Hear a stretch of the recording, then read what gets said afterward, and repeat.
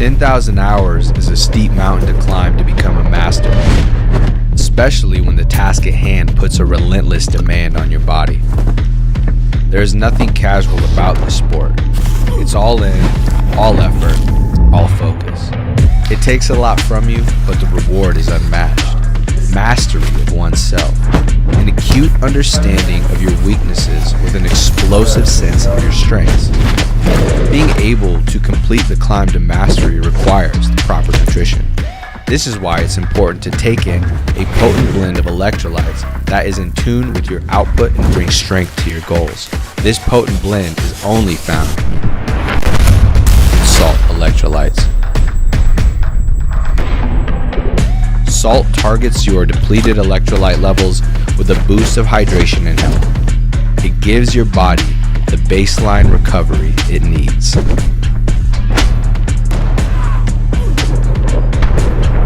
Quality craftsmanship and minimal design. Plus, pandas. Don't miss our back-to-school sale going on now. Visit www.invertijar.com and roll with confidence panda style.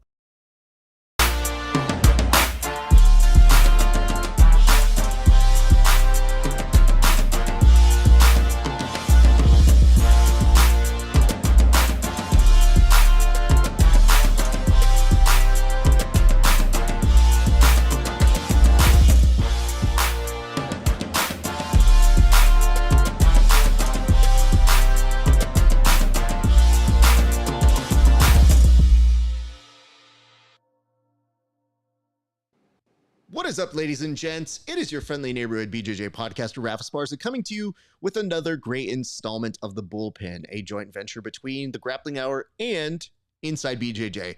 I hope that you guys are having a great day. And yes, I do understand there's been a few things that have been happening in the jiu-jitsu world that, you know what I mean? Like, it's kind of getting wild out there, guys. Not gonna lie here. Like, been looking at the comment section, and it makes me think, do people remember that we look at the comment section? We have a segment of our show called The Gallery, specific to this very thing. And yet, lo and behold, people still make wild accusations and claims. And we'll get to those in a few seconds. But before we begin, I just want to say some big shout outs to our friends over at Gold BJJ, Salt Electrolytes, Inverted Gear, Future Kimonos, and of course, our good friends over at Gelato Water that last week were able to get a brand new cases of water over to me. And I have to tell you, my water intake has been so much higher thanks to these folks. I drink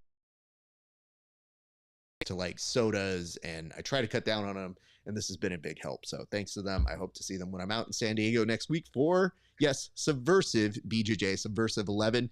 Yes, we will have a pre-show element for that here from the good folks over at the Bullpen. We'll get into that in a second.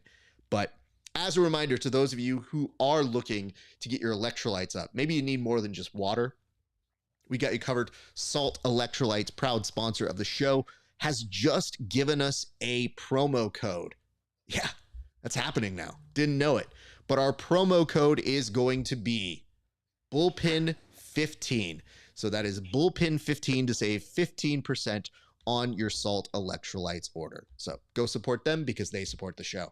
All right, business is out of the way. Let's get straight to our friends here. Let's check in first. I'm so happy to report this. Back in full 720 high definition, our good friend, Tim Freeman. How are you doing, Tim?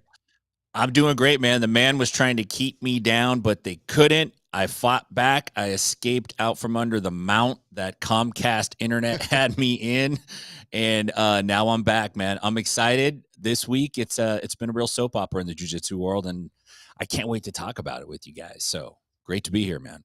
Can you tell the fact that you and I have been doing podcasting for so long that I hear your settings and I go, something's off? Yeah, I know. It is odd, huh, right? It's just part of the game now. It's what comes with the territory. So very happy about that. And let's welcome our good friend, one handsome Kevin Sherrill. Kevin, how are you doing, sir? I'm doing great. It's nice to see Tim looking like something other than the Minecraft character. It's good to be on. Well, listen, dude, we all can't be handsome Kevin Sherrill. You moved a little bit. So now I have to there you go. You moved yourself. Thank you very much. You could see me already starting to stress and be like, where the fuck is the fucking moving possum? I can see the panic set in. It's just that I line you guys up, and without fail, someone moves. So that by the time I get here, I go, listen, your head is not bigger than mine, so I have to adjust this. I have to make it to scale, because if somebody looks at this, they're like, that doesn't look right. So thank you. So even right now, you moved again. See, look, I got to put this. There are already comments about, look at this. You've got a handsome new cut. So the audience knows that you have been up to a haircut situation. It's not as poofy, so it's not going to get a little bit more out of place over on the side, which was a concern that we had as we were giving you the business throughout the week, sir. It'll get there. It's going to flee. As I start talking, my ego starts getting crazy. The hair starts taking a run for it. We'll see it happen.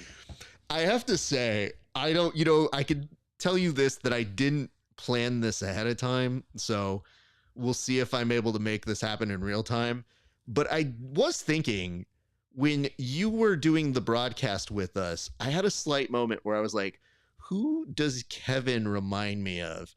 And it was when people were starting to call you a pilot that I was thinking to myself, I was like, he's flown a plane, but the amount of stress and the fact that people saw you in like a tie, it was bringing up somebody, and it didn't quite hit me. So I'm going to see if I can implement that here in a second. But does he remind you of anybody in particular, Tim? Kevin? Yeah. He reminds me of a lot of people. A lot. Yeah. A lot of sevens. Striving to be nothing eights. Tim could have said would have insulted me more. I remind him of the middle of the bell curve. He's basically Kevin's Midland. No, but listen, I feel like Kevin has a little bit of like hair wildness anxiety because he has such a demanding stylist who will actually text him and be like, yo, what's going on, Kevin? Your hair's out of place. You need product. You need this. You need that. So they could be watching right now, seeing what's going on. And we could see it. The hair's starting to climb, dude. I will tell you this. There is a comment that kind of is going where I was going, and I can't believe that we're on the same page. But it does show how old we are, and I'm almost curious to see if the reference is not lost upon other people in the viewing age group and the demo here, because we'll get into heavy demos. But gentlemen, if you could indulge me, I'm going to take you back to a time when we were all together, and I captured a still shot that I think might encapsulate here what I was trying to argue. But this was Kevin juxtaposed with the movie Airplane. And it just reminded me that he was incredibly stressed as things were going on. That's spot on, man. Great job. Kevin, do you have any response to this and being confused or compared to an iconic character in the one that is in Airplane, the movie?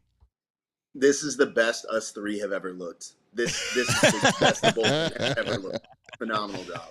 The fact that Egghead hit it so on the mark that says chose the wrong week to stop sniffing glue, which is oddly one of the more ridiculous lines that is said in all. But yes, Wallow J understands he is spot on this. But yeah, I'm going to get this off here because I can't take too much of that.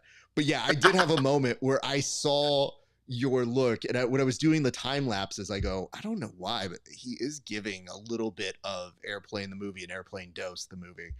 Sure. So, all right, great, gentlemen.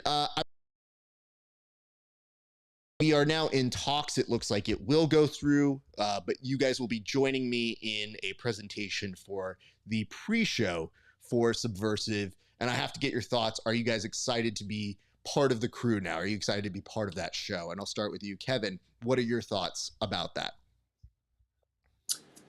I'm really excited. I can't wait to be there in person, assuming that the budget for interns clears, which I have to assume it will. That doesn't bode well, Raph. I don't like that he's shaking his head. Come on, man.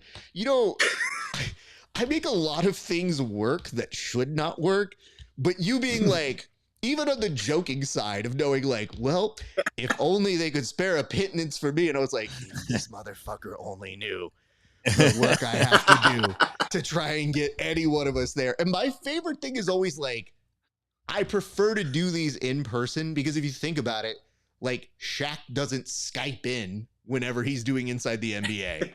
So anyway, beautiful. Yes, we are excited to have you back. Tim, what are your thoughts? I'm stoked for it, man. I think the more promotions out there that have a pre-show that does this thing, which, hey, we're the only ones, it just elevates the product. It elevates the sport, gives us more opportunity to get out there and put a light on a lot of these athletes, man. There's a lot of good dudes coming up, and we need to start talking about them, put their names out there. So. Well, I think that's a good way to transition to the actual board. So why don't we get straight to the business here? And first and foremost, I should say this. I don't love writing this phrase like this, but it's the one that Grammarly was. I prefer spelling it on site as in SITE, but for the purposes of educating the youth here, yes, this week it did appear that some grapplers were trying to come up with an agreement. Craig Jones, Gordon Ryan have some beef. It's getting really weird. It is becoming like a soap opera. And Craig Jones said, hey, we can't just keep doing this. We should literally be trying to fight each other on site. And Gordon later then snuck into the DMs of Craig Jones, who's never posted a DM ever in his life to the public, and basically exposed the fact that Gordon wanted to continue that very polite way of asking if they should be able to fight on site. So I'll start with this in terms of reactions. Tim, do I have permission to fight you on site the next time I see you, sir? Well, I appreciate you asking. No, for now, I'm going to give that a no. But it is a gentlemanly thing to do. At least they're not just going to attack one another. What they're basically saying is this. On site, when we agree to this, it means no matter where we're at, if you're at the library checking out books, if you're picking your girl up from Hot Dog on a Stick, if you're standing in line at the movie theater and I see you, then we have to square up.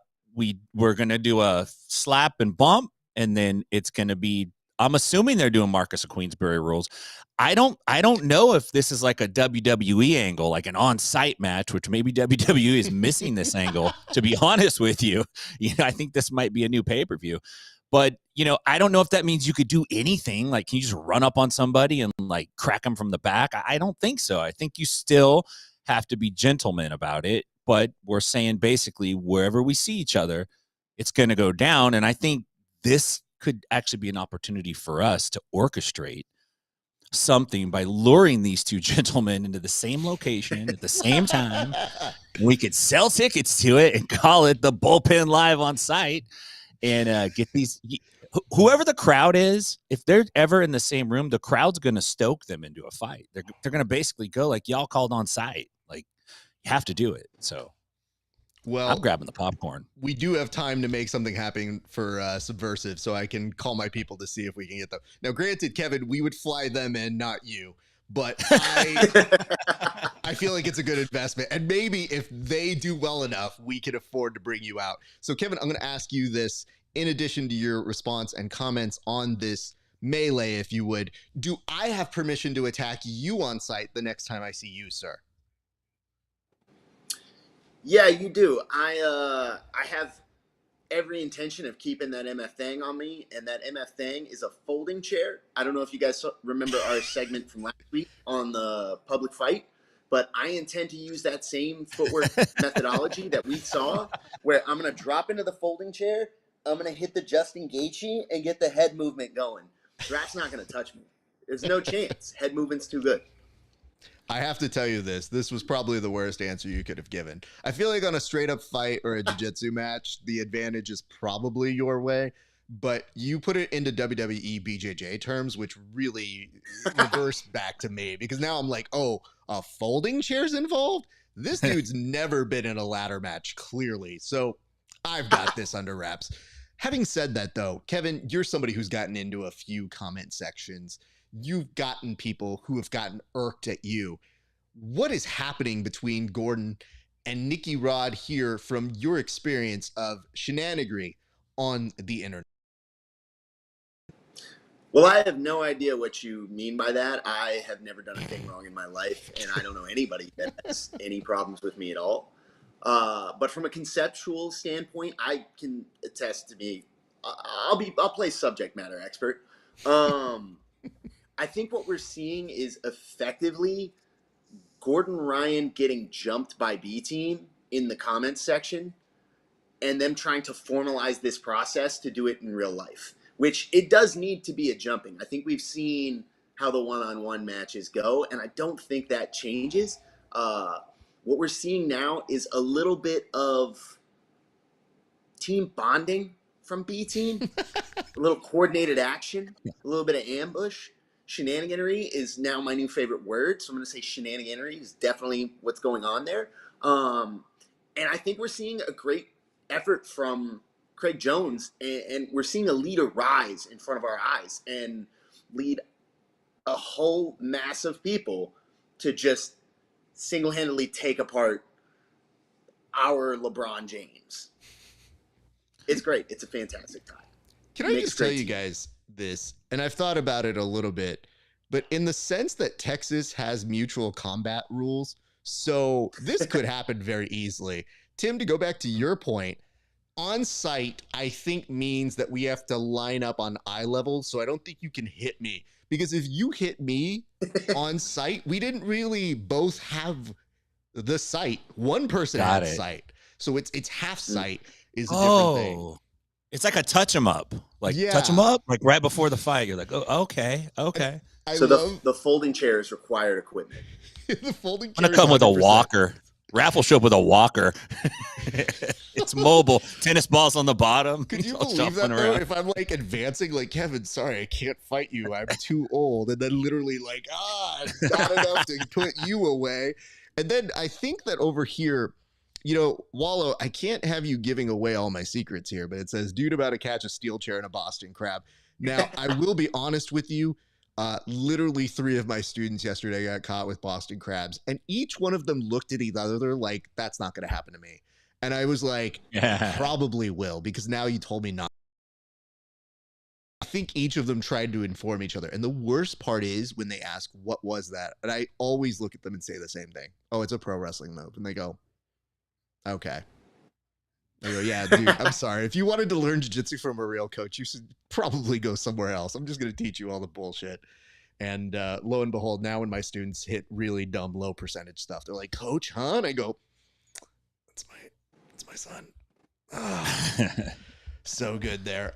Yeah, I would tell you guys this.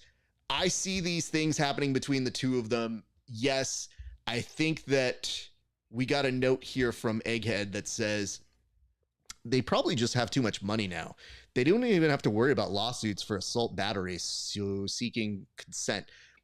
I mean, I don't know, man. Given some of the things that have gone around in terms of allegation, I think consent is the last thing that they've been concerned about in any form or region there.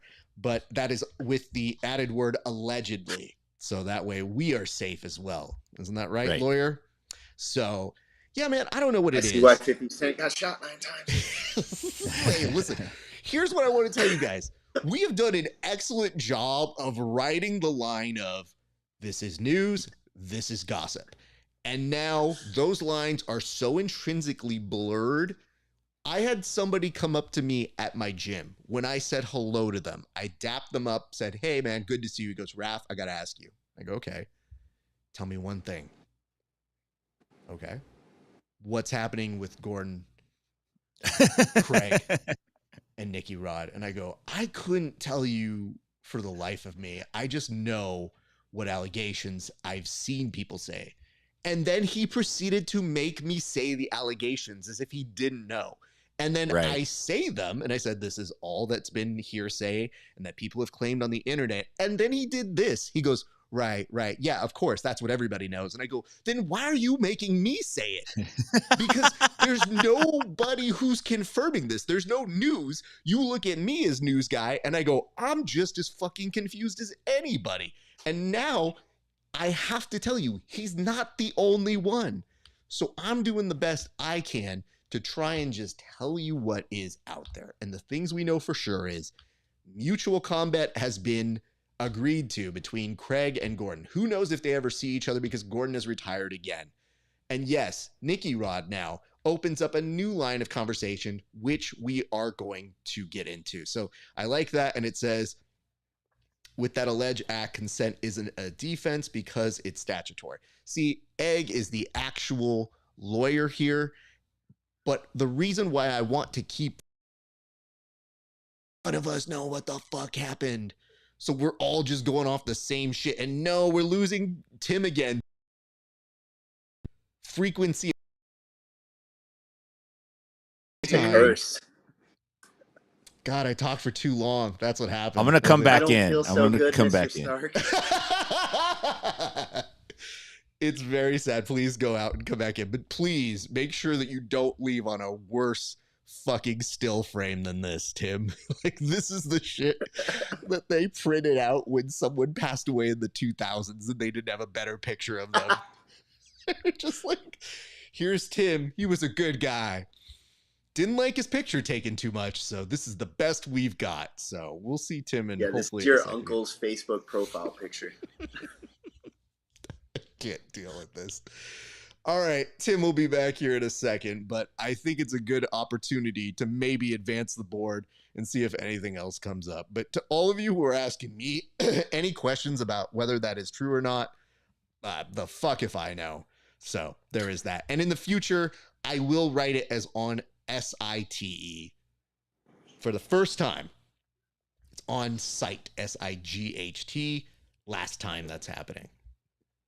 Unless somebody else does the board, which is also a thing into itself. So I want to give some quick shout outs. What's up, John Montgomery Breed? What's up, One Sleeve? What's up, Iotelwin? Thank you so much for joining us. Appreciate you guys for dropping in. All right. Tim is somehow back. We'll see if he's back up in this bitch. Oh, that's right. Fuck yeah, that's what we're gonna do. Well, that does bring us to a new thing here, which is that Nicky Rod has actually made a recent appearance on another podcast, and in doing so, he talked about the experience for CJI, but he also kind of went more into detail as to what he thinks may or may not happen with his challenge to Gordon Ryan, as well as just his thoughts in general as to what Gordon may or may not be. You first on this. What exactly do we need to know from his most recent appearance? I think what we're discovering is that Nicky Rod may have a Kenny Rogers fascination here. The first thing he did when he won CJI is he doubled down on his two losses to Gordon and basically said, let's put up $1 million, blah, blah, blah. So he throws that out there. Then recently in an interview, he said that Gordon has a tell that he can specifically spot when Gordon is allegedly using performance enhancing drugs. And it got me thinking, like, what is that tell? Like, what is he talking about? Is it that Gordon like starts hanging out at John's house late at night and doing primal drum lessons, or stops eating yogurt? I don't know, man. But I found that to be an interesting idea, outside of the fact that Gordon gets real buff and strong during certain periods and looks jacked and ripped like a maniac. And he goes to D. Young's barber school for the blind and gets a new hairdo. You're like, oh, there's the tell. He's on. So I don't know, man. I thought that was a hilarious topic, and I wanted to get your guys' feedback on it as well. Well, don't worry. We're about to go to Kevin. Kevin, I have to ask this. What are signs that you look for when trying to accuse somebody of being on steroids?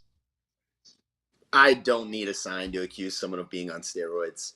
I very simply just throw it out there into the ether and just let that thing go do its own work. All it takes is an accusation. Anybody beats me in jiu-jitsu? Steroids.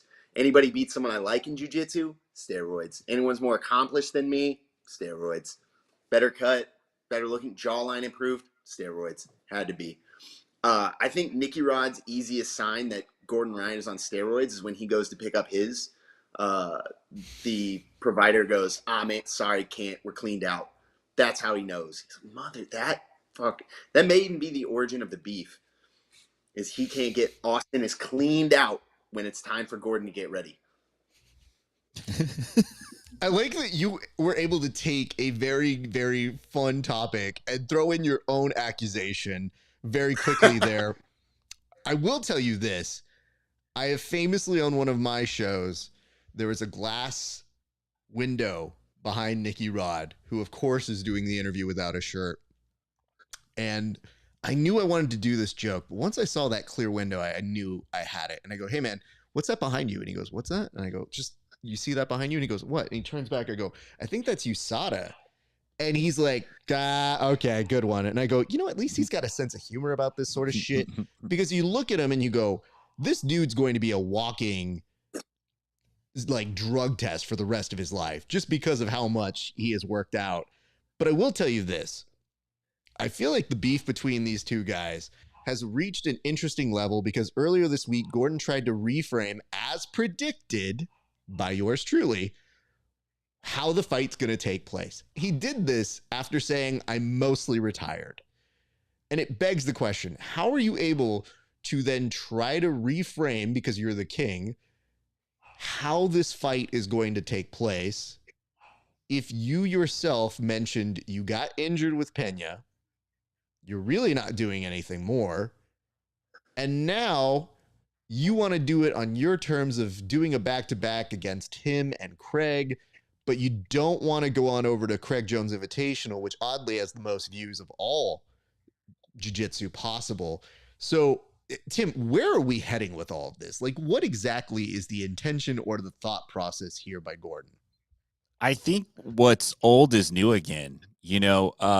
This is classic jiu-jitsu super fight gamesmanship.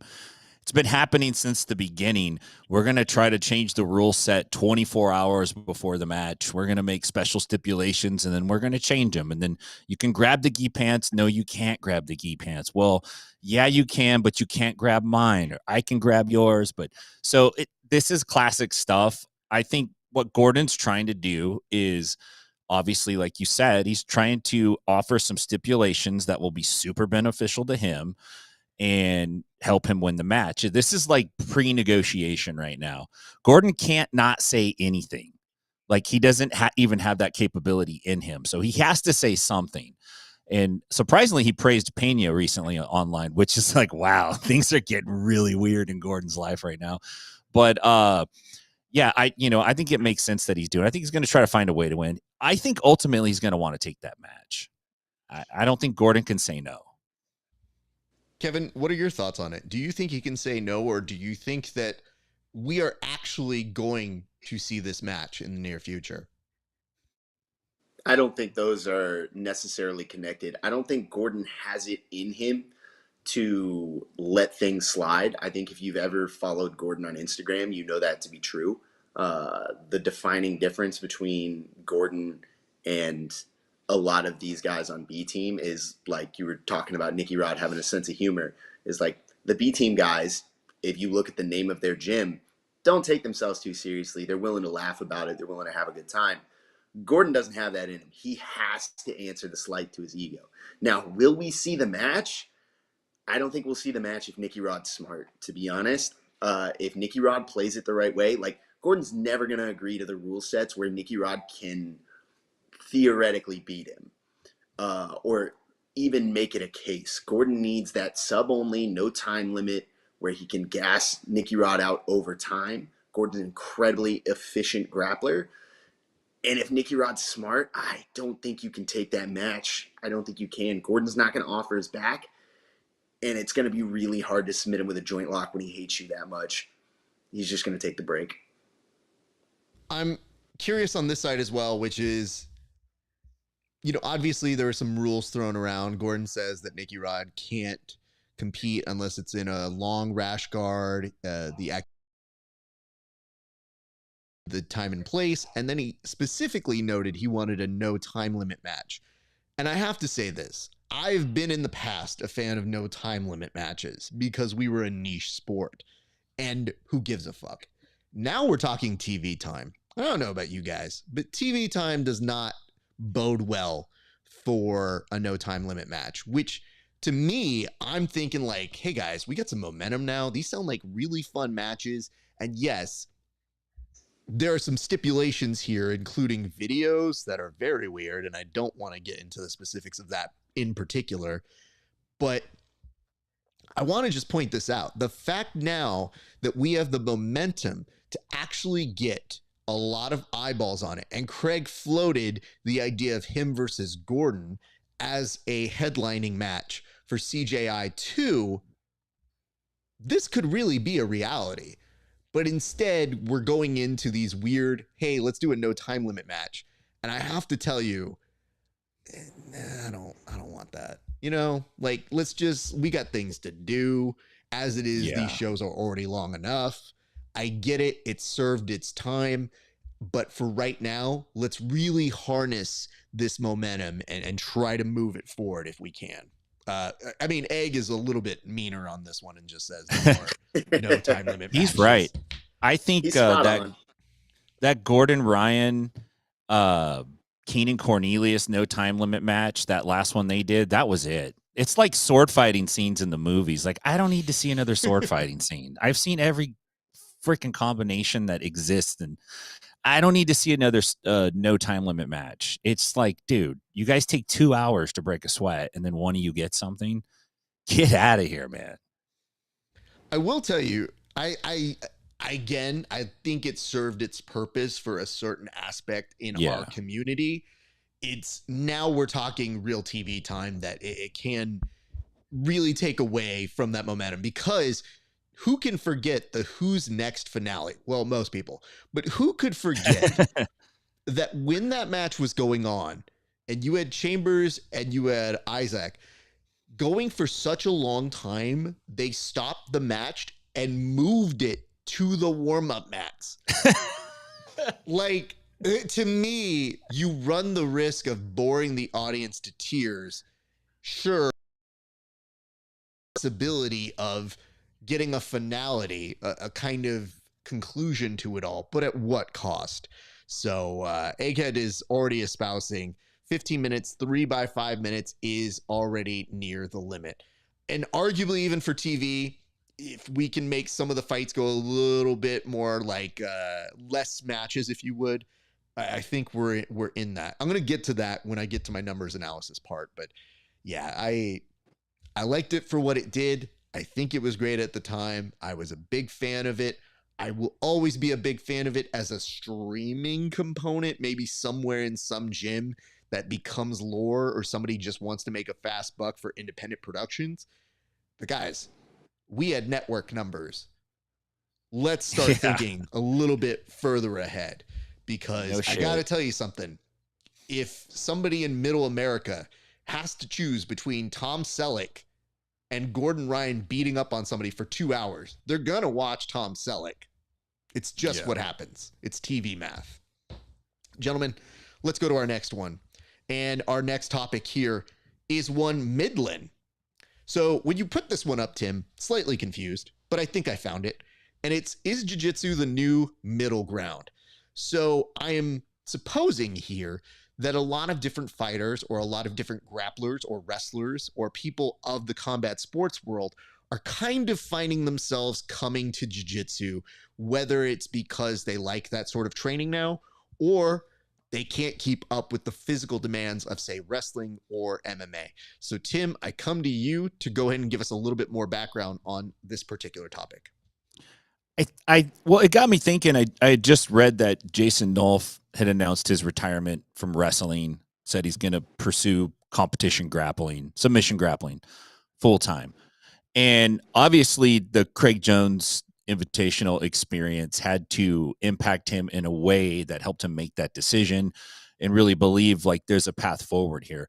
I think the tricky thing for wrestling in general is, outside of, the Olympics, what else are you doing to make money? A lot of guys go into fighting, which is a very difficult thing to do. And then on the other side, you got guys that used to fight who no longer want to fight, but they still want to do something, and they're not going to go into wrestling. So they end up in jiu-jitsu. It kind of has become like the the Sizzler of combat sports. Like, yeah, you can, yeah, Sizzler. It's not bad. So, but maybe that's a good thing because there's a lot of Sizzlers and there's a lot of people eating there, and there's a lot of opportunity for folks to actually make a reasonable living. Of course, you're going to have superstars and you're going to have regular dudes, but that's kind of a nice thing that it's getting established in that place. I think there's room to grow from that. It's never going to surpass MMA, right? It's never going to be NFL, but it can be something. So I thought that was a interesting space that it's occupying right now. Thank you for that, Tim. Kevin, what make you of all of this? Good, bad? Do you want to join us in the jiu-jitsu world? Is it too crowded? Do you want Jason Nolf to be here? What is your reaction as an active competitor? I don't want to get anywhere near.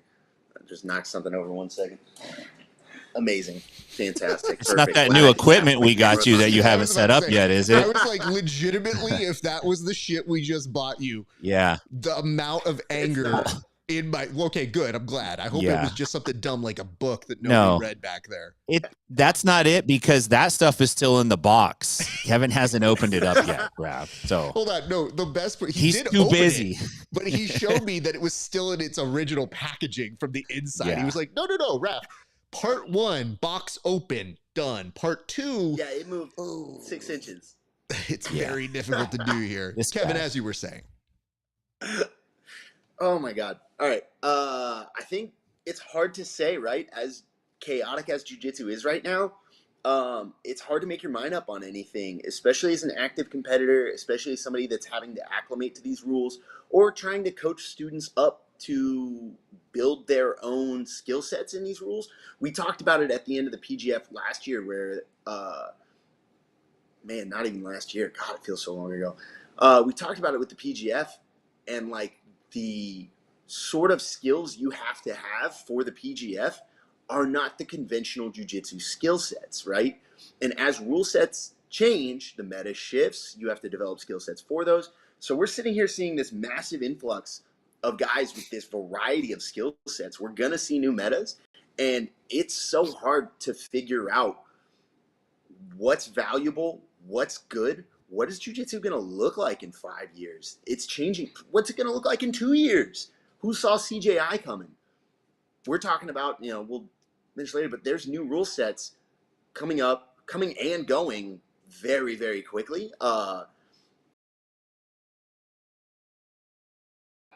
A big pot and you're just throwing shit in there, and we have not had any time to taste it. There is no single chef. There is no plan. We're just throwing stuff in and going, is this a good idea? Too late to find out. It's already in the pot, man. I don't know. I would love to have a more conclusive idea, but it's crazy out here. I'm glad that your analysis was about 30% the movie Ratatouille. Like when you started mentioning just throwing stuff in a pot, I just imagined a mouse on your head being like, no salt, no seasonings here. So that's what the cowlick is. That's the remote control for the seasoning. Yeah. I want to point this out. In the comment section, it does look like some folks are very nicely discussing what they thought the highlights of the weekend were. So we'll just indulge this for a quick second. It says, Nolf Ruotolo was the second best match that weekend I have spoken. So I think he's probably alluding to the fact that Cade and Andrew Tackett was probably number 1, if I'm guessing here. But Thiago comes in and says, no, hold up.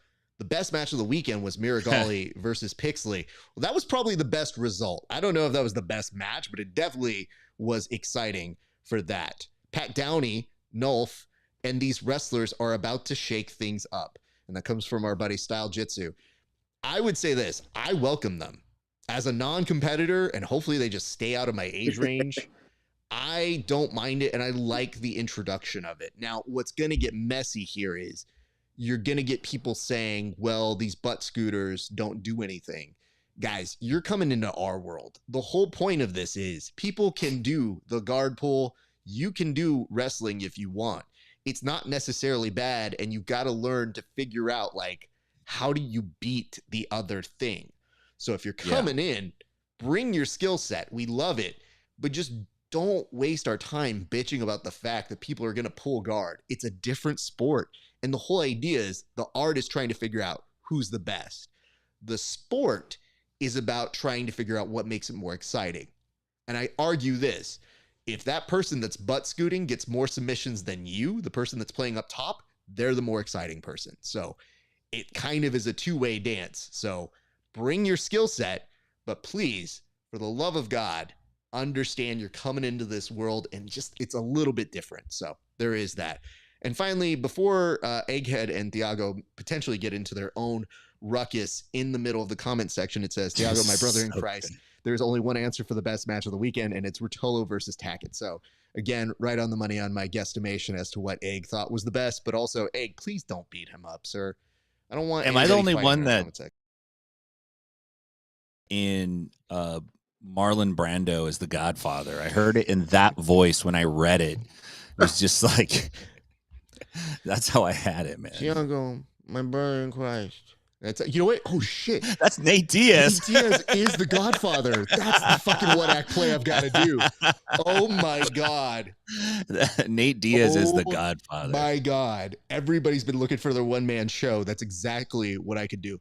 You come to me on these most special days with me when my daughter's about to get shacked up. Like, brother, what are we doing here? Like, come over here. You know what I mean? Like, dog, are you a man? Answer me, bitch. Are you a fucking man or not? So I think that's what we got to do here. Yeah, man. I think you guys just figured out my next venture. I'm going to take a sabbatical from the bullpen to make that happen now. So, all right. Well, I think we discussed that. And Kevin, you proposed a very nice topic switch here. So I'm going to take you up on that.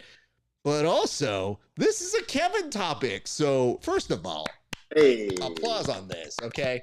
You get into the big kid table, so I'm going to let you take the reins on this, sir. It does seem like there are going to be some new rule sets for finishers and Enigma. Sir, what are those rule sets, and what can we expect from both of those organizations? Finishers has adopted the CJI rule set.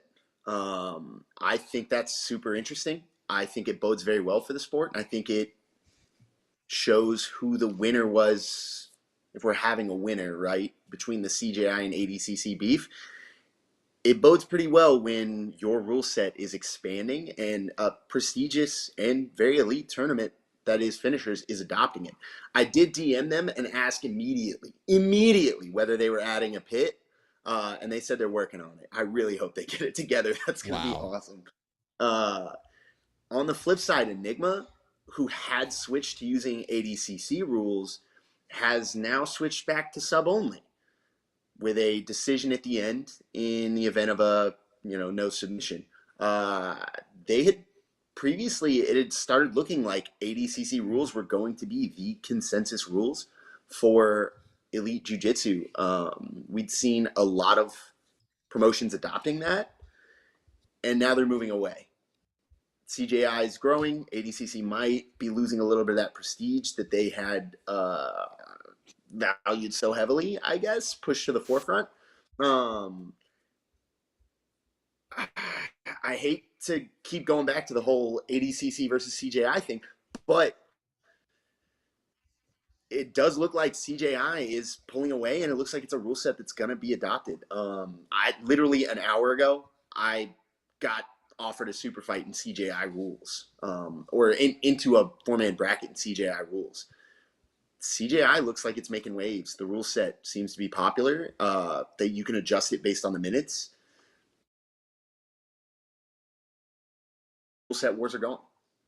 Tim, how do you feel Kevin is going to do in that rule set? Kevin, whether he knows it or not, I don't know if he's a fan of professional wrestling, but he definitely had. Well, no, am I getting phasey again? Is everything good? No, you're okay. Keep going. Okay, sweet. Okay, I think Kevin would do pretty good in that rule set. He's a win if you can, but cheat you must kind of guy. So I know he'll be able to pull it off. I think in a weird way, like, does ADCC have the cheese touch right now? Because it feels like everyone's kind of like, we don't do ADCC rules. That's icky. we're doing CJI with the pit, or we're doing sub only, which I don't know. I like ADCC, but I think there's like a unhealthy favoritism to certain positions because of the point structure, and sub only, with EBI overtime is the best, but not everybody's going to do that. I like the pit. So I think there's a nice little blend there. We might never have a unified rule set in grappling. It might always be one of those sports where there's some variation. We see it in boxing. They use different gloves.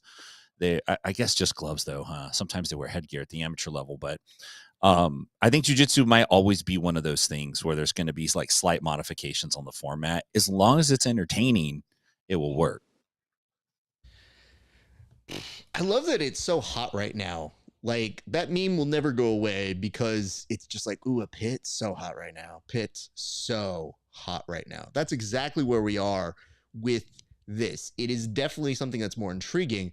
The real question here for finishers, if they don't have a pit, how will those 3 5-minute rules play?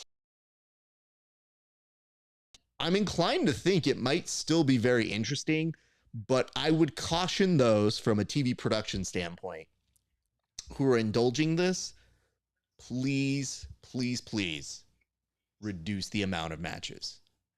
Because every time I see a rundown on these shows, it's very heavy. Those 3 5-minute rounds add up very quickly. And really what you're looking at here is a minimum 20 minutes per match that you need to allow. And the sad part about that for finishers in their realm is that they give so many matches to so many people who are aching for that shot. So maybe you might see how they redo their thing. Maybe it's a restructure, and maybe they've already taken that into account. But I really want to impress upon those who are going to use that format. Just really look at how your rundown looks. Now, what that means, though, is for finishers, maybe that they put on more events because they're going to have more people that they've taken care of over the years who want those super fights, and they can kind of extend that out. But I mean, honestly, if nobody gets submissions, nobody's going home. And I hate to tell you this, and I've done it myself, but it was a rule I used to have for anybody who was doing a no time limit match.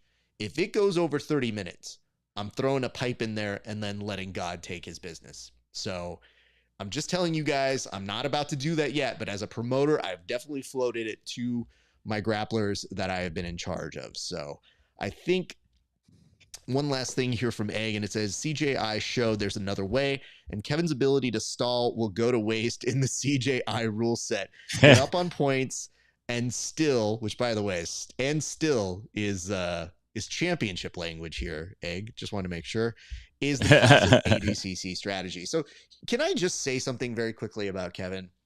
I had the opportunity not to roll with Kevin because he was afraid, but to watch him roll at Las Vegas. And I will tell you, it was the option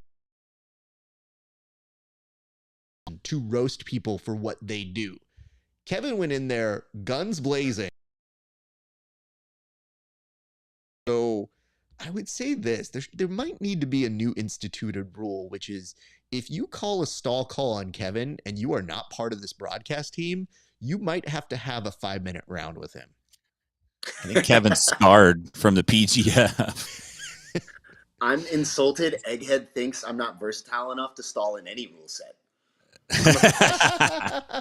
Don't put me in a box. Can you imagine Kevin's there reading the rule book? Like, hold on, how do Wait I a minute. stall? He's consulting with AJ Agazarm. They're off on the side. Turtle, it is. Oh my God. Did you have a match with AJ? No, AJ was on the team. I rolled with him a lot. That was my warm up. So, and he grabbed me for to get warmed up for his matches. And I will say that dude's, surprise, surprise. That guy's super skilled. Holy crap. Oh yeah, AJ's very good. Yeah.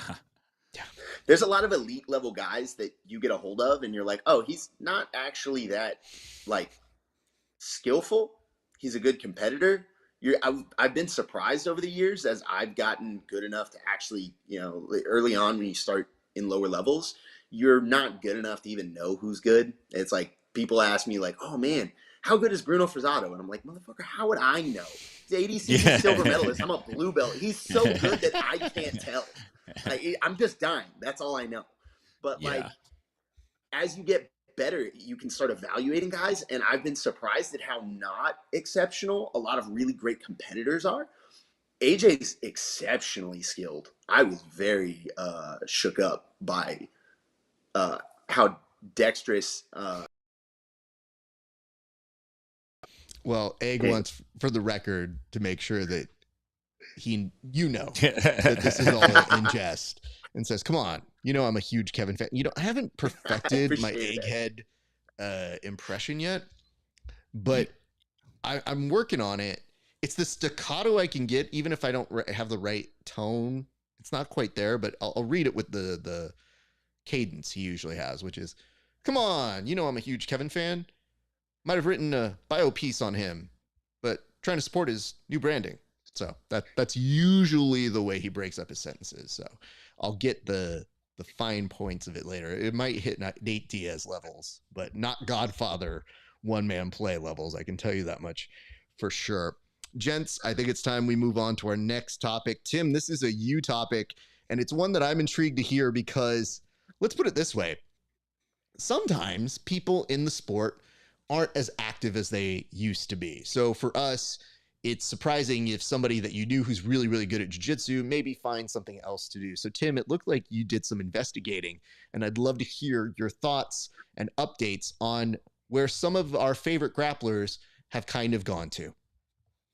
Yeah, what got me thinking is all the Craig Jones ADCC stuff and how a lot of these guys that have a name right now started to build their name when it was Metamoris EBI, and how that was, man, a long time ago. And there was a whole other crop of grapplers on the scene, and some were really, really good and exciting, and they had captivated the attention of the grappling world.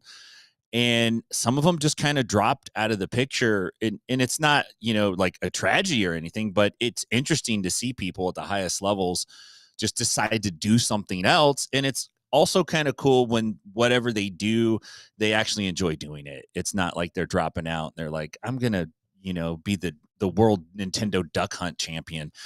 So, they've actually done some cool things. So I was thinking about Zach Maxwell. This guy is the son of Stephen Maxwell. Zach was a real super avid competitor, like in the late 2000s. That kind of really hit the radar was when he beat Krongrad. I think that was in 2012. But this kid was amazing. He was like a crazy omoplata specialist, super technical, super hard to beat, great at wrestling, super strong. And then he quit, and he's an artist now, and he's always wanted to pursue art. He's always wanted to get into it. And he just kind of like dropped off the jiu-jitsu scene. It really wasn't something that he wanted to do for the rest of his life. So I thought that was a freaking interesting thing, because if I get omoplata like Zach Maxwell, dude, all my students would have torn rotator cuffs. I would be fucking everybody up, man. But this guy decides he wants to do art. So good for him. The other name that I was looking at was Hillary Williams. And this was one of the female competitors who was really, really accomplished on the scene. And if you look at some of her accomplishments, she was a one world champion 2010. She was a bronze medalist at ADCC. She had won PANS. She had won several tournaments at the lower belt levels on her way up. And she always said that she wanted to be a doctor and go into that. And, she said she quit jiu-jitsu like 7 times and came back to it. And she was really high level, but she did go to med school. She's from Arkansas, and actually now she's a neurologist.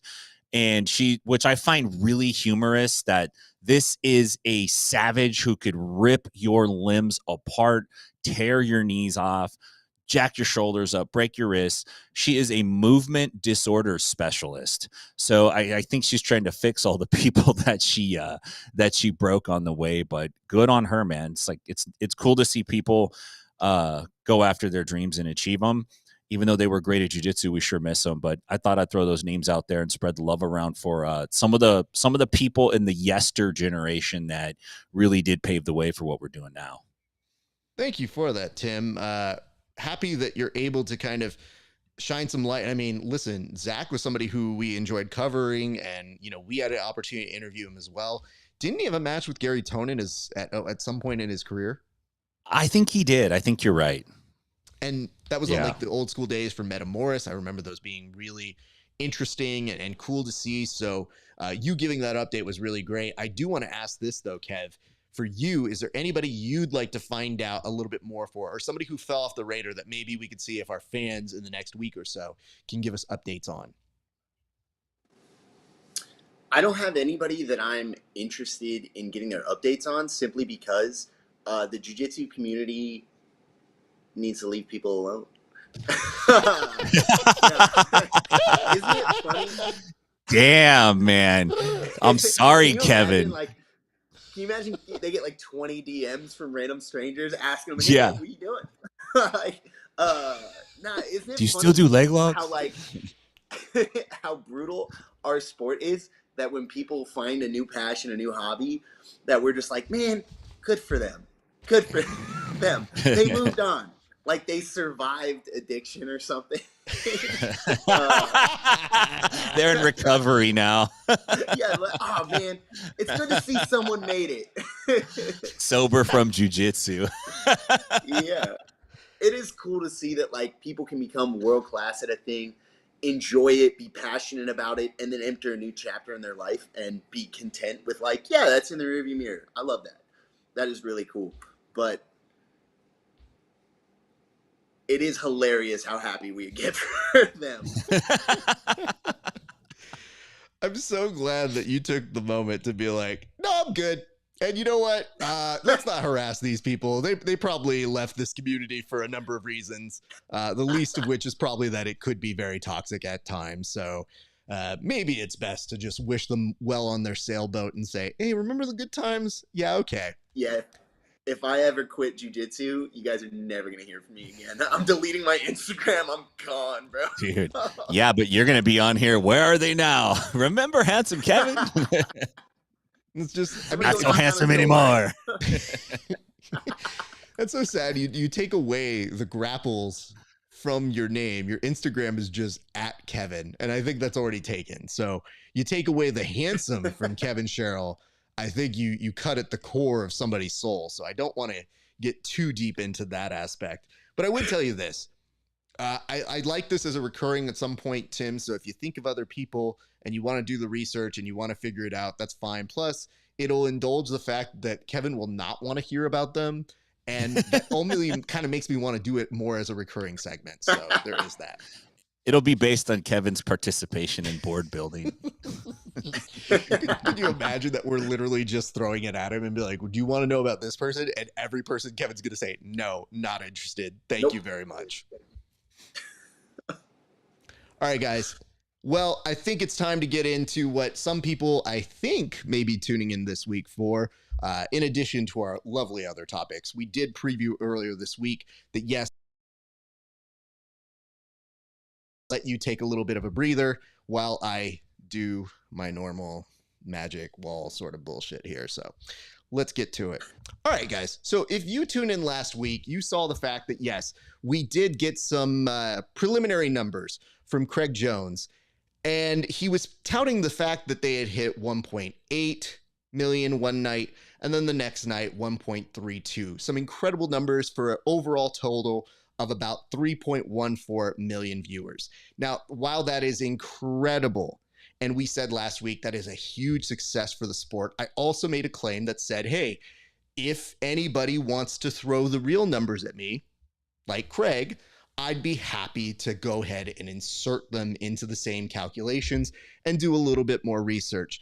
And wouldn't you know it, somebody slid into my DMs that week. And yes, it would be Craig Jones, who was taking time out of whatever beef he felt like instigating with Gordon that day. But he was kind enough to go ahead and give me some of the numbers, and I felt like it was important to give you guys some updates on some of our initial findings. Now, as a reminder, we said it last week, and it bears some repeating here. These are somewhat apples to oranges. This is not quite the same as what a rating from Nielsen is. However, we are doing our best to continue a conversation that hopefully gives you a better idea as to where we stand as a community and the growing reach of our sport. So having said that, let's give you some updates on what it was that we were able to find out. So first and foremost, one of the things that I kind of want to impress upon here is that we want to be fully transparent in how it is we are presenting these numbers. So we thought that we would present the old findings first. So last week when we put together this chart, you may notice that we had positioned the Craig Jones Invitational with its 1.88 million viewers at around the 6th spot for Friday night's telecast. Now, with the updated numbers, we were able to then find out that yes, there was going to be some drop off. So with that drop off, the updated numbers, and you'll see here, and it's tiny to see, but we will zoom in here in a second, but this should tell you that the Craig Jones Invitational is toward the bottom of that list. So in order to give you a more specific idea, why don't we go ahead and zoom in on what it is they were able to do, and I can even make this a little bit bigger here. So for Friday night, according to millions viewed, the Craig Jones Invitational then drops to 42nd place for the evening's festivities. Granted, the Braxtons, a very attractive show for a number of people who watch on, I believe it is WeTV. And yes, it did fall underneath Rampage and the PFL in terms of total viewership. So there is a little bit of a drop off that happens there. What I would like to say, though, is that yes, that is to be expected here.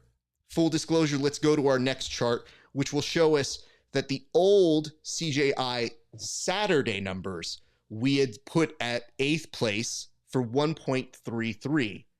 The updated numbers, prepare for this, for a very, very, very tough Saturday programming. It's not even on this part of the chart.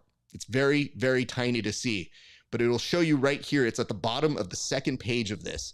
To get a better idea, we have also zoomed in on that chart. And on that one, the Craig Jones Invitational for millions viewed comes in at 81st place. So this might seem like it's bad news because we were so excited about it. Did we pop the champagne too early? Did we overstate what these numbers were last week? I don't know. I guess we need to do more research.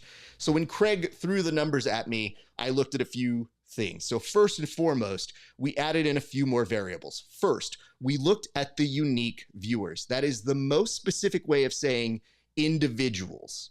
Now, that unique information then got plugged into another thing, which is that you would be surprised to find out that the Craig Jones Invitational did not even break 50% of its viewership from the United States. It had a huge appeal on the international eyeballs. So with that in mind, we were able to recalculate and find some new information. We also added in the later stuff that we found, which was news programs and other syndicated shows that we threw into our analysis, and that will give you the update here. Sounds bad though, right? Yeah, I get it. Could be better. So did we overstate what we were doing here? You may recall though, at the very end of my speech, I did say that the more impressive numbers or the more interesting numbers to all of us here are going to be the 18 to 49 demographic. And in that, we have new findings based off a few different calculations. Let's start with our Friday numbers. So our Friday numbers here, we found that yes, the updated numbers for CJI were actually still very, very impressive. In fact, we found that the Craig Jones Invitational did do a big number. And in fact, still, to our surprise here, was able to appeal to a big demographic. I think you will be still surprised. That Friday, the Craig Jones Invitational ended up pulling in on 10th place when you do a revised number. That is in the 18 to 49 demographic. That still is incredible to note. And we will say here a little bit earlier, we did get a note from our good friend, One Egghead, who basically was trying to tell us, hey, listen, there's a good and a bad version of Tom Selleck. He mentioned that, yes, Tom Selleck, Magnum PI, yes. Tom Selleck Blue Bloods, no. Well, unfortunately, Tom Selleck Blue Bloods actually outdrew us by a hair being on CBS. Now, I have to tell you this. The difficult part of this particular chart is the fact that, yes, he was on a major broadcast network, and some of these findings are conservative numbers. So it is possible we beat him, but I'm willing to concede he has the better mustache, so we're going to give him that 9th spot. Nonetheless, still top 10 programming in the demo, which I don't think is anything to harbage on. Based off our most recent findings, the Craig Jones Invitational ended up being within the top 10. Now, there are two things that we have to modify here. The first is that UFC prelims were actually broken up into two different elements. The first of which is they do the 5 to 7 prelims here on Pacific time, and they do the early prelims. So this computation actually put it as just one, but we have it as two different ones. So that occupies another spot. The Craig Jones Invitational that night actually is closer to 9th place with a revised information. And one other thing kicked it down, which is an actual kickoff show. So that is part of the reason why we don't have the accurate information. And we recently just got that. So we will update that one in the near future. But what I want to point out here for the rest of you guys is that, yes, it did very, very well in the demo. And it should be noted that not only did it do well in the demo, but if you were to compare it to the other sports programming for the week, we're still in for some surprises here. The main of which being that, yes, the Craig Jones Invitational did incredibly well as a whole. But if you break it up a little bit more and you say you want to look into the top 200 sports programs for the week, well, you're going to be happy to find out that the Craig Jones Invitational was able to make the top 40 for both days. What that means is that amidst every other sport, it's still, for both days in the demo, was able to occupy 9th place for Saturday and 38th place for the Friday telecast. And just to get more specific into what it was beating, why don't we go ahead and zoom in a little bit on those numbers? And I will tell you this, it is very cool to get an idea of how it does. But look at that.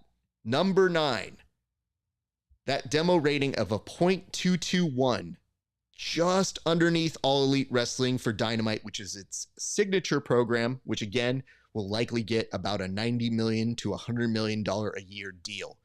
And competitive with the UFC in the demo for a number of different reasons. So this is pretty cool to do, but I would tell you this, in looking at these numbers, I was also able to take a guesstimation at how Flow Grappling did with their first round of ADCC. You may recall it hit approximately 232,000 viewers for that first day. If I were to apply the same rubrics and the same generous, if you would, look that I would for any other ratings, I'm estimating that Flow Grappling's first round on YouTube did approximately a 0.05 or a 0.06, which would be outside of the top 100 sports broadcasts. Not bad, but just to show you how impressive it is that the Craig Jones Invitational actually was in the top 10 for at least one of its days, and specific to note that it improved from day 1 to day 2, doubling the amount of unique viewers. What also should be noted here is that even though the initial notes of the Craig Jones Invitational dropping from its major viewership to lower numbers, it bodes well to say that they were so intrinsically within the demo that that's how it was able to be competitive.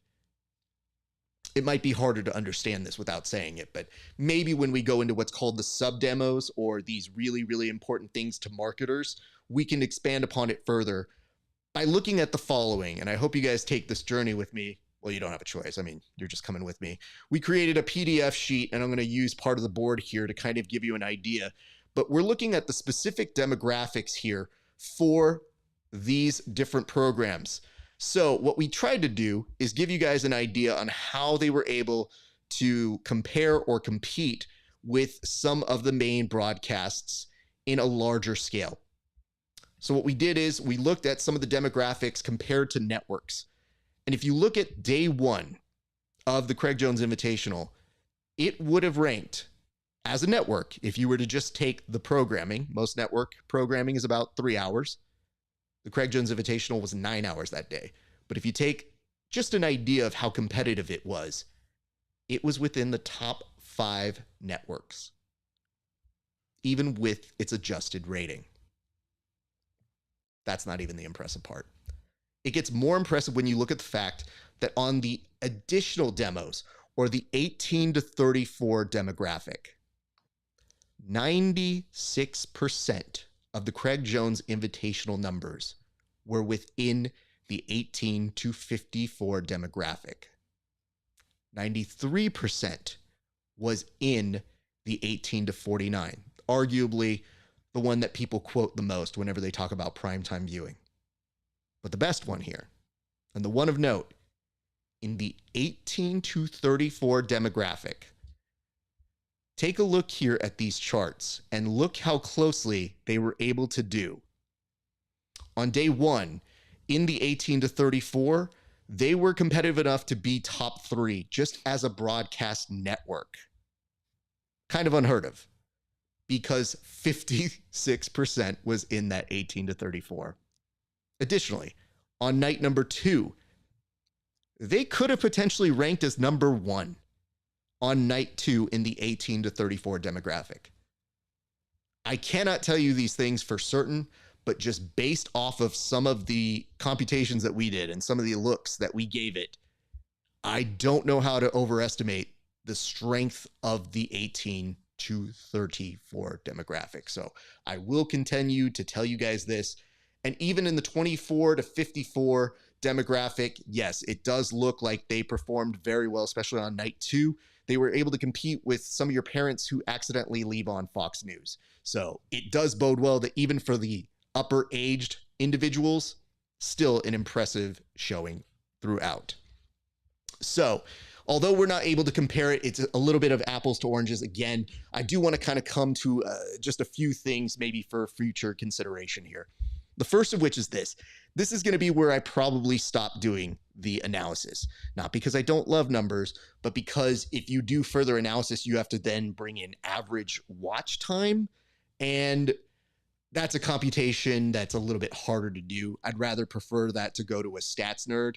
This is more to get that conversation going and show the strength of what it is. My friend over at NBC who used to do research put it this way. He's like, it is tricky to kind of compare YouTube and this Nielsen rating, but it is a good time to remind you guys that Nielsen ratings themselves are a projected sample. What does that mean? 40,000 individuals actually are used to create the larger way that they guess how Americans view. Now, apparently it's a very accurate statistic, but even though we're projecting, so does Nielsen. And more importantly, they have a lot more resources than we do. What we can tell you is, based on YouTube, where they are right now, we had real numbers, and those real numbers gauged interest at the very least. So before we kind of stop talking about this, I just want to kind of fill in a few blanks, and then we'll move back to the board, and we'll get you guys to one of the very exciting fights that we have for you as our way of signing out very, very nearly and dearly. But why did I do this? Number 1, transparency. I got numbers. I wanted to show you the old numbers to the new numbers. I promised you that. And listen, I didn't think I would even have access to that information, but Craig willingly gave that information to us, and I think that's great. And although they are less than perfect, I would argue they tell us some very interesting information. And from that, we can make the following arguments. Number 1, we have to stop acting like the little engine that couldn't. We are growing in a sport, and there is some evidence to show that we have a very strong 18 to 34 demographic, and we should be playing on that heavily. Not only are they strong, but the fact that we have those people in the demographic for the next 15 years at minimum means that we have a strong base. And if we learn how to cultivate and grow that base, I think very good things can happen in our sport. Additionally, we had some people who were shooting down the fact that these numbers weren't that great. And I want to tell you this, any way you cut it, even and could be reduced if you do further study, outperformed NASCAR, the PFL, soccer, golf, tennis, and top rank boxing, all of which have significant deals. We mentioned this earlier, but 96% of the audience being in the relevant demo of 18 to 54 is staggering. You do not see that anywhere. And that's how we were able to cut the difference between millions viewed to something that is advertiser friendly. And a staggering 56% in the 18 to 34 demographic. Arguably, especially in the male demographic, one of the most coveted prizes. Huge.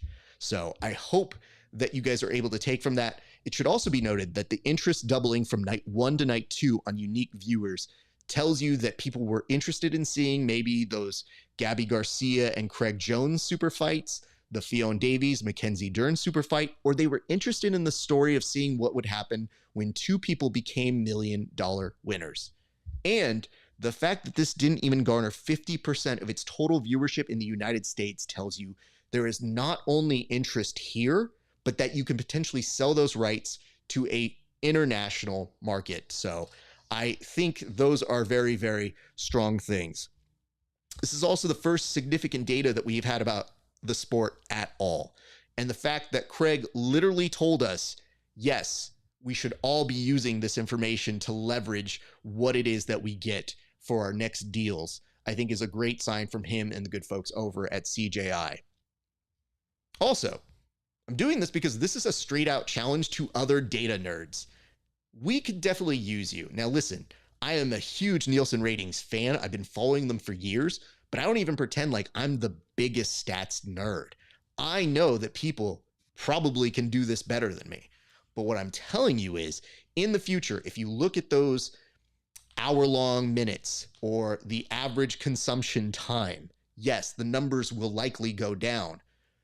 But I think we had the right interest levels, and I argue that the people who are stats nerds are essential in helping us shape the television presentation of what we are trying to do here. In my opinion, that 4-hour night 2 had higher unique viewership and bodes very well for a smaller product. So I'd love to see maybe 2 nights at 4 or 5 hours. And I think that a good stats nerd team can help you figure out the research and maybe get you better positioned for other things. And of course, I want this sport to succeed. I think we can make it work. I think these are all positive signs. And I think the more data that we find, the more we'll be able to dial in that television product. So I was incredibly encouraged by this. I thank Craig, I thank Seth, all the people who provided me this data and entrusted me with the ability to go in and communicate this with you guys. I understand it's a little bit boring at times, but I argue it's worth the conversation, especially if it gets athletes and individuals paid in the near future. And one last thing, before I move on or address some of your questions, I want to point something out here. And I think this is kind of critical. I want you, and you can't see all of these names, but just to let you know, this data sheet that I put together, the little PDF, I'll make it available to my followers on Patreon. And I'll send it over to Craig as a nice thank you to him. If you notice, there are some entries here that say bold and say talk show. For sports during that week, more than half of them are talk shows, meaning the pre or post show elements. I'm just saying there is money left on the table if the Craig Jones Invitational doesn't have a pre or a post show. Now, full disclosure, we here had pitched ourselves as being a pre and a post show element. It wasn't in the cards this go round. We're still amicable to it, but I would tell you this. Why is it that every other sport on that list had a very strong performance from their pre and post show elements, and we have none? Just saying, if you guys want one, you have my number. And clearly, I know numbers well. And I'm happy to go ahead and work with you guys as we would be here at the Bullpen. We were huge fans of it, and we were huge fans of seeing you guys support the event in such a massive way. So with that, I yield the floor back to the bullpen. Nice work, Raf. I feel like you went a little Goodwill Hunting Matt Damon at the end. I got a number.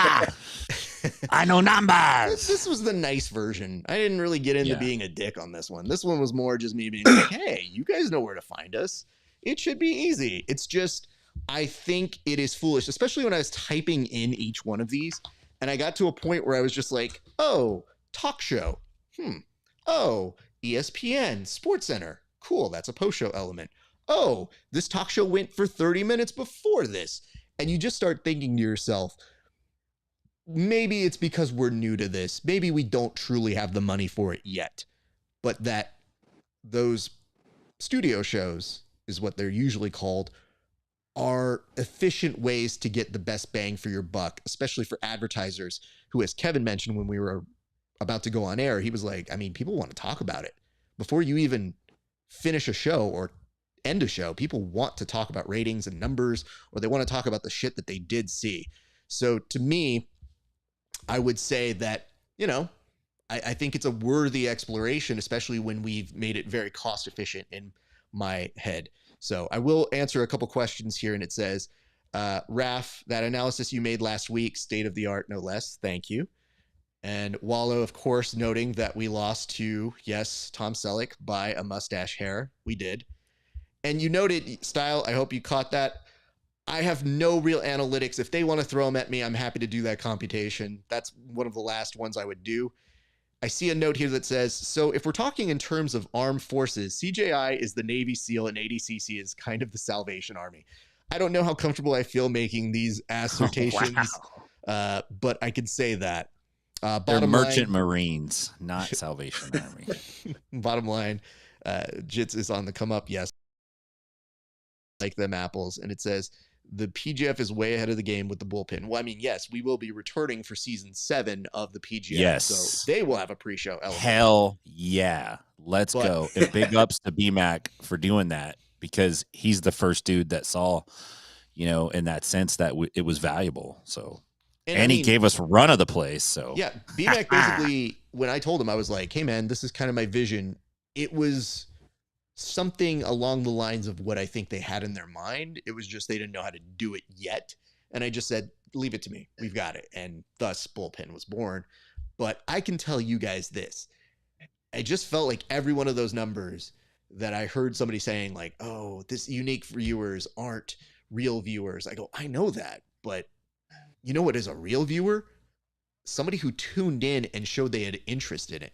And it's arguable to note that if there was a 9-hour program and it went from 1.8 million views to about 170 unique viewers specific to the United States, it meant that those people probably came back and forth throughout that long of a show. So it might bode well in the future to create more of a streamlined product that people can tune in and see maybe 4 or 5 hours, because night 2 did, especially in those demos. Being top 9, top 10 on both nights, incredible. All right, let's get to the fun stuff. I know you guys probably get a little too numbered out. I can do it for days, obviously, but we can go to our next topic here. And it is, Tim, oh, you know what? I didn't even press the button to advance for numbers. I just literally went to where. All right, let's go to our next topic, which is fight.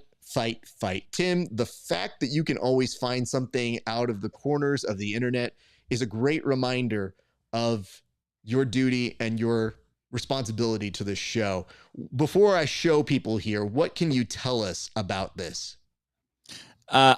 Thank you very much. It's a pleasure. This is my chef's kiss to the people that tune in. I just love these videos so much.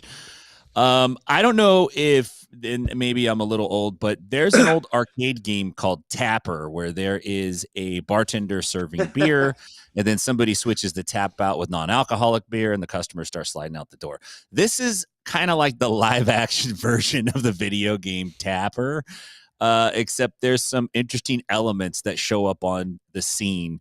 And there's an amazing performance by the gentleman that gets rocked. So it looks like this was at the Denver Broncos preseason game, which is, if you're fighting at preseason football, you should, like, you need to move. You need to get new friends. You need to raise your standards. Listen to Tony Robbins. Do something, man. But you got to fix it, because preseason football is not worth fighting over. But here we go. Let's check this out. It looks like it's after the game ends, too. So we got bro. He deeks on this guy, and he gets clipped by the killer bees. Now, it eats another one, and now he's nursing that beer like a Fabergé egg. Like his life depends on it.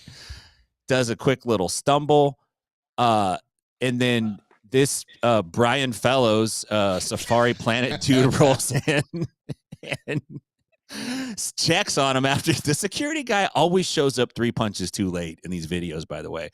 But the thing that stood out to me was the killer bee dudes that had like the Halloween store leftovers on their head. It looked like a Norman Bates psycho wig for 2024. They kind of came in out of nowhere, and it was like, there's one. No, there's two. Oh shit, they're hitting him in the head. Like, oh goddamn. But this guy, his ability to nurse that beer, he needed that beer. Costs? I'm holding $18 too, probably. bro. Yeah. Like legitimately, I don't care how far I'm going down. Those mountains on my Coors are going to be pointed north. So That's right. even though this dude's going down, he's like, you know what? My face is repairable. This beer is not. So I would point this out. Go ahead, Kev. Have you seen the movie? I think it's The Hunted, about special forces training. And there's a moment where these two snipers are moving through. It's a apprentice sniper, a new trainee or whatever, and then like the veteran sniper. And he goes sliding into a ravine. The new guy does. Slips, falls, sliding, goes all the way down the hill into the water. And at the end, he's holding the rifle above his arms. He like hits the water, and he's like, "Damn it! This is incredible." And the veteran sniper is like, "Nah, man, you kept your shit together. You should be proud of yourself because you kept what matters out of the water. Good job." This guy kept his head in the game. Good for him. That's a veteran move. I have to say, Kevin, I didn't know where that journey was going to take us, but you landed that one well. Because when you're like, have you seen this movie? And I go, all right, I'll go with you on a little bit of a journey here. And we ended up on a perfect landing. Can I say this? I'm going to replay it here, and we'll each take a crack at it, as we always do. But before I kind of go into my analysis here, I guess what I should point out is it's not just that he's holding the beer up, it's that he has a certain poise, a certain class, certain grace that he wants to have. He's like, I'm not winning this fight by any means, but if I go down, then I will hold my duty to this beer to the strongest accord. Ow. Beer must get back up. All right, I'm good. And I love the fact that as he gets up, this gentleman here just goes to him like, you know, you got hit? Sir, are you aware that you got hit? Okay, that's my concussion protocol here. And yet he's still got shit to do. Like, he's getting out his glasses. He's just looking around. You know, he got beat up. And the worst part here is, I think the most embarrassing element is now all these people are standing around and you realize that all of the attention's on you. So you try to come up with something to do. So he's like a method actor using his surroundings and going like, oh, is it in my pocket? Oh, a He's phone. looking for something. I must go now. I had a meeting. Like, the fact that he takes a few seconds extra to sell it. One last look from me, and then I'll pass it on over greatly to Kevin for some real fight analysis. Hold on. Look at this, dude. These guys both have sweats on. They do have sweats on, but can I just say, these gentlemen were 100% dressed that they knew they were getting into a fight that day. Yeah, they came to play. There's nobody who dresses like that going to a preseason game and says, I'm going to choose no to violence. Like, these gentlemen are dressed for violence. Let's get straight into it. And bam, that itself should have been enough. Like, Herb Dean doesn't step in a lot of times. He probably would have stepped in here. And yet his buddy decides, you know what? You haven't had enough, sir. And then, dude, you already got your crack. This is like, in Mexican families, this is like two individuals getting cracks at the piñata when you don't explain the piñata rules, which is no, one at a time. Okay, kids? Yeah. You both can't come swinging with bats. There's an order. There is a process. Listen, it's just like if you call somebody out. If you say on site, you must ask permission. That is something we have seen. There's a decorum to all of this. So I'm just saying, if you want to hit the piñata, you got to play by the rules. Kevin, I'd love for you to give us any insights that you may have an all-around MMA coach. I love this little movement. He does the little pump fake, right? Let's bring that back. That little pump fake, hands down, clearly is not prepared for the reprisal. Thinks he's gonna get the buck and absolutely gets it. Buddy gets a solid clip in first, right off rip. Let's go back to the first guy. He gets one solid shot. That shot does its job, but he's not done because he calls in clearly a shadow clone jitsu. Comes out of nowhere from Naruto. Brings in his shadow clone. They start teeing off. And then we get the most important thing. Dude, did he lose his shoe? That's crazy. I just got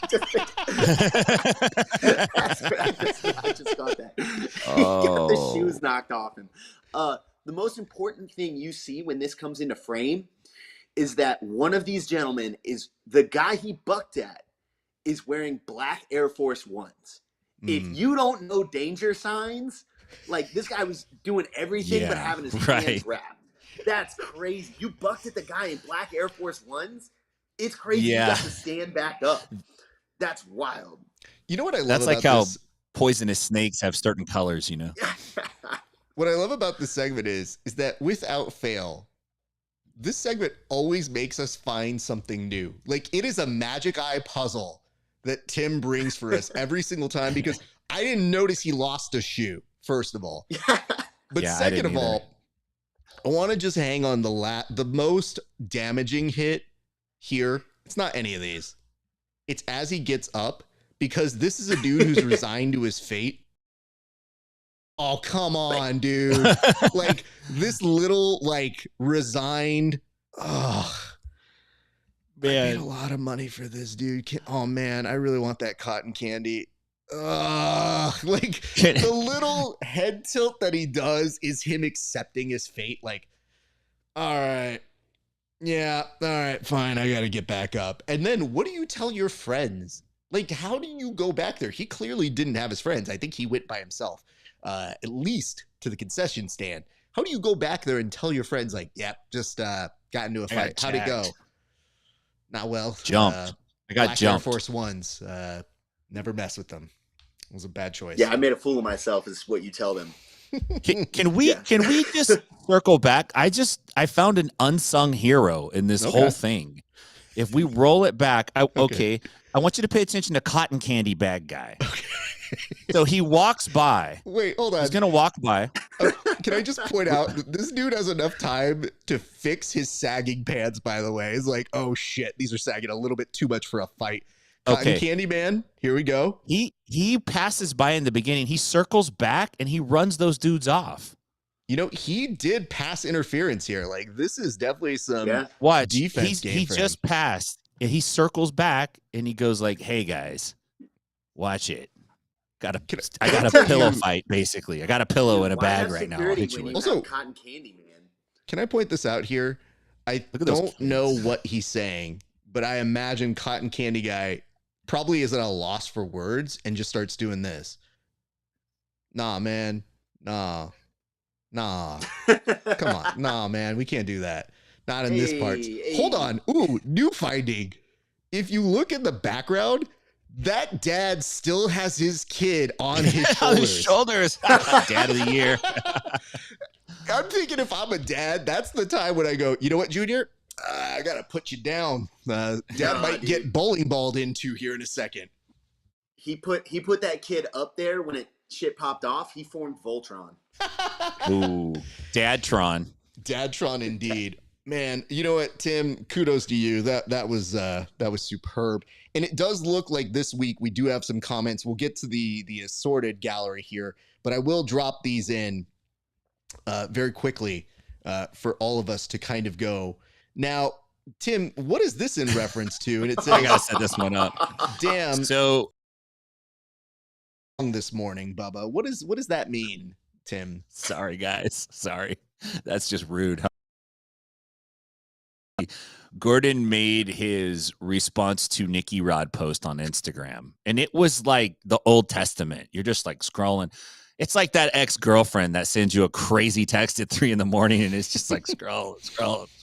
In the end, you're like, okay. So basically, people started commenting on it, and B Team Jiu-Jitsu said, "Damn, toilet time was long this morning, Bubba," which just implies that this is a shit of epic proportions. And it had to be because that post was long, man. I will tell you this, that every time I see one of those things, I just think to myself, like, we are doing this, right? Like, these gentlemen are yelling at each other. This is a real thing that happened. I didn't invent this in my head. Right. And then yeah, you kind of go a step further and you realize, well, I interpret it a certain way. How are other people interpreting it? And this is from Matt Sierra, O. And it says, Nicky Rod is the first person to lose to someone twice and still live rent-free in that person's head. Kevin, any thoughts on that? I don't know if he's the first person, but he's certainly a notable one, man. I have to imagine, like, Penna's in there too. Craig Jones has lost 5 times this season. He's still in there. I mean, give Nicky Rod his due, but I don't think the bar is that high to live rent-free in Gordon's head. I'm waiting for him to see one of these clips and make a post about me. That's fair. Okay, listen, I disagree, though, only on this. I think recently when Gordon posted that kudos post to Pena, that he was moving Pena out of his head to make space to move Nicky Rod in. I think that's actually what we saw. And it could be a case of they're living in each other's head at this point. They're just swapping houses, like that House Swap TV show. These guys are all up in their drama, man. This is a soap opera. It's happening right in front of us. This is Spinal Tap. This is awesome. I would tell you both that as I see these things happen, if Gordon believed in therapy, he might have been able to move on from some of these altercations because the fact that you were like negotiating the room, like it has rent in his head. And they're like, well, no, it's rent free. You can come and go anytime you want. It's like a fighter's house. You just live here. You make it your own. You bring in your own couches and your flourishes. And somebody just goes like, hey, man, can I have the keys to Gordon's head? Yeah, dude. Super easy to take care of everything. You basically just put one post up and you're there for however long you want to be. Yeah, make a copy. Just take it, make a copy, hand it out to whoever you want. Well, I like that. But these, Tim, that you found, the rest of these, I think are in reference to the fight, yes? Yes, these are so reference the fight to the we fight. just saw. And I have to say, this only has one heart, but it really should have more. And it says 100% accuracy, 0 damage. Absolutely. If you want to damage that guy, you should have hit the beer. You should have cracked the beer.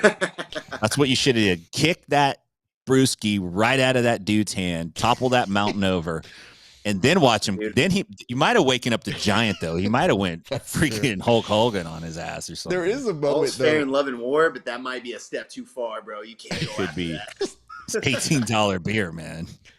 Mild-mannered Tim may wear glasses and hats, but he definitely has a very, very good way of hitting to the kryptonite very quickly. It's like, nah, knock out the beer. Like, that is some art of war stuff that I have not heard from you yet, sir. So kudos to you. Let's go to our second one from this one. It says, I can't imagine how it feels getting knocked out by a dude in pajamas and a shower.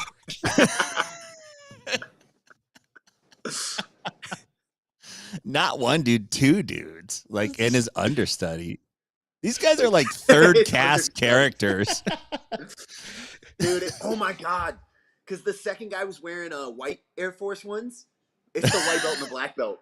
100% that man got a stripe after that. It was his That white training belt got day. a stripe. It's just It was on every time you put PCP. Now, Tim, I think this is the last one, but it definitely made me chuckle a little bit. And it is this one right here. It says, Broncos tickets, check. Gray sweatpants, check. Wife beater, check. Spa cap, check. Twinning with my homie, check. You think they took a picture for the gram that day? I bet they did, dude. Well, listen, gents, this has been fun, but I think our time is growing pretty much to a close. I would tell you this.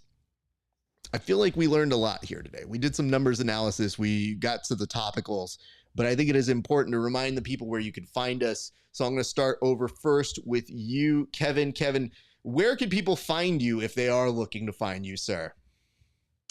Yeah, hit me up at Kevin Grapples on Instagram.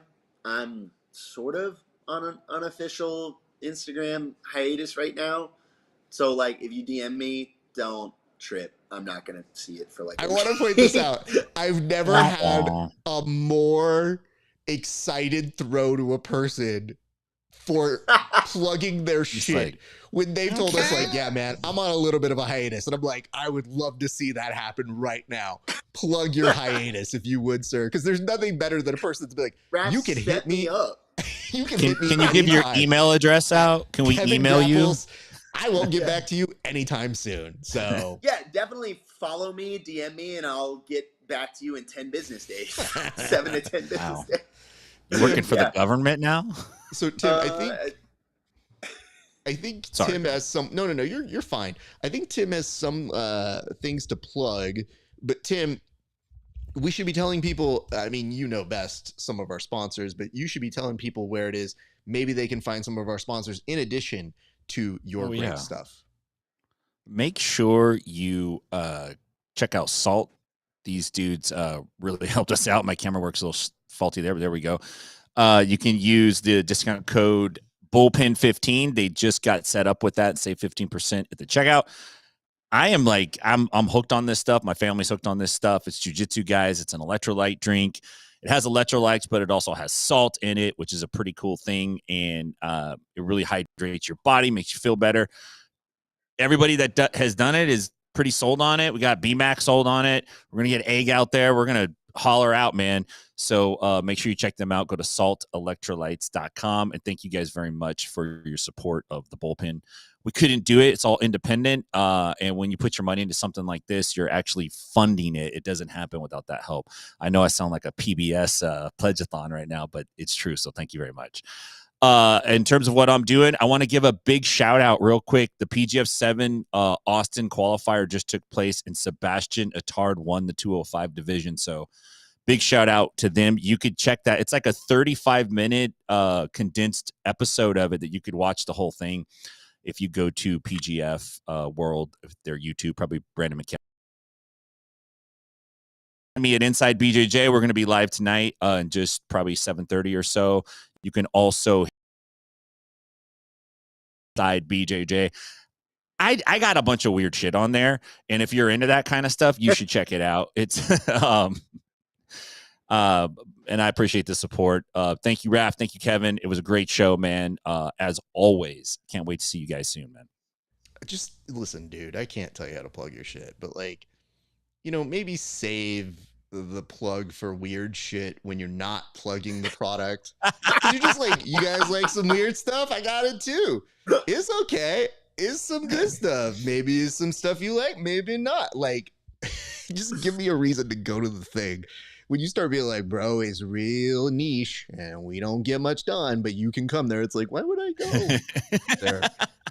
And then if you get the weirdos that show up at your place, you're like, listen, you know why you got those folks. So anyway, look, man, $5 is $5.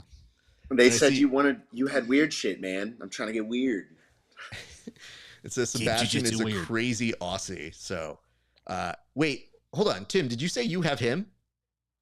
No, I said he won the season 7 qualifier I was in like, Austin, Texas. Listen, Sebastian, I put it out to you that you're supposed to come on my show. And I have not heard back from you. So if I was going to hear that you had him first, I was about to be like, oh, really? Do you have an appearance, Sebastian? So this is putting out the APB for that kid. That kid has not gotten back to me yet. And, you know what I mean? I'm going on vacation, quote unquote. I'm going to Illinois to see the in-laws. So it's not a vacation, but I'm not around. So plus after that, I go straight to Subversive. What's up? You should have did that as the Nate Diaz Godfather. That would have been perfect, man. You're going to do his show? First of all, if you don't show up on any show, you show up on my fucking show. You don't show up on anybody else's show. Second of all, like, you got to come and we got to talk about PGF because guess what, motherfucker? You're going to see me at PGF and, you know, now it's going into De Niro. Like, they all kind of blend together, but I can hear it. I can see it. I can make it happen. Similar spirit. All right, gents, thank you both. I'm going to close this bitch up. I'll see you guys both off air. But my thanks to our panel and my thanks to you guys for tuning in. A few quick reminders. If you like the show here, like, comment, and subscribe. That's not just me on Grappling Hour. That is our good friend Tim Freeman at Inside BJJ. He has some weird stuff. Maybe you like it. Maybe you want. I don't really know. It's not my thing. I just want to make sure that you guys know it is something that we work very hard to do and giving you content. We did get a note a little bit earlier that I would like to point out that, yes, is very sweet, very nice. And this comes from Aguas, whatever you want to pronounce this. And it says, I don't know how you guys haven't been gaining massive subscribers since CJI. Content has been great and consistent. Well, thank you. You know, the quickest way to remedy that is for you, the person who has not liked, comment, or subscribed, to do all of those things. So the more help and support that you give us, and I can tell you this, our numbers have definitely shot up since those things, but they can always go up a little bit higher. And, you know, it really does mean a lot to us here. So thank you so much for your support. We love you guys. Last couple things and reminders. You can catch me and the crew back here next Friday for another installment of the Bullpen. And then we will be on another episode that will be the official pre-show to Subversive 11. That will be live in San Diego. If you come to that event, say hi to me. Very quickly. I'll be very stressed. I'll be behind the scenes, but I will definitely try to say hello. And if I do not, that's producer Raf. You don't want to talk to producer Raf. You always want to talk to host Raf. Host Raf, great time. Producer Raf, kind of an asshole. So there is that. All right, you guys. I think that's going to do it for us. We love and appreciate you guys. It has been a great week for grappling. We'll see you back on the mats. Hours is a steep mountain to climb to become a master, especially when the task at hand puts a relentless demand on your body. There is nothing casual about this sport. It's all in, all effort, all focus. It takes a lot from you, but the reward is unmatched. Mastery of oneself, an acute understanding of your weaknesses with an explosive sense of your strengths. Being able to complete the climb to mastery requires the proper nutrition. This is why it's important to take in a potent blend of electrolytes that is in tune with your output and brings strength to your goals. This potent blend is only found in Salt Electrolytes. Salt targets your depleted electrolyte levels with a boost of hydration and health. It gives your body the baseline recovery it needs.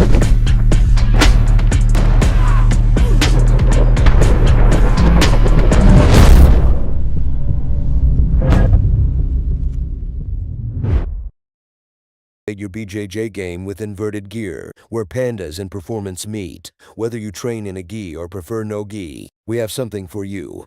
Our gear is built to last and designed to perform no flashy extras, just high-quality craftsmanship and minimal design. Plus, pandas. Don't miss our back-to-school sale going on now. Visit www.invertijar.com and roll with confidence panda style. Welcome back to another installment of the Bullpen. Kev, we got a huge board. Why don't we get straight to it right now? Go ahead and lead us off. Yeah, thanks, Raf. I mean, today we're talking about the clean aesthetic of Gold BJJ. They're phenomenal streetwear they've got. It's not just training gear, guys. You can get streetwear. Raf, are these all Gold BJJ? All of these cards are Gold BJJ? Yep, just read the script like we talked about. Yeah, you're right. They've got a variety of styles. They have a bag. It's phenomenal competition gear. You can bring it with you. You can throw it in the wash.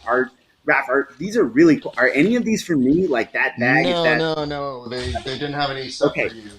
Well, they're really affordable if you need to go out there and get them. You can just get the stuff, goldbjj.com.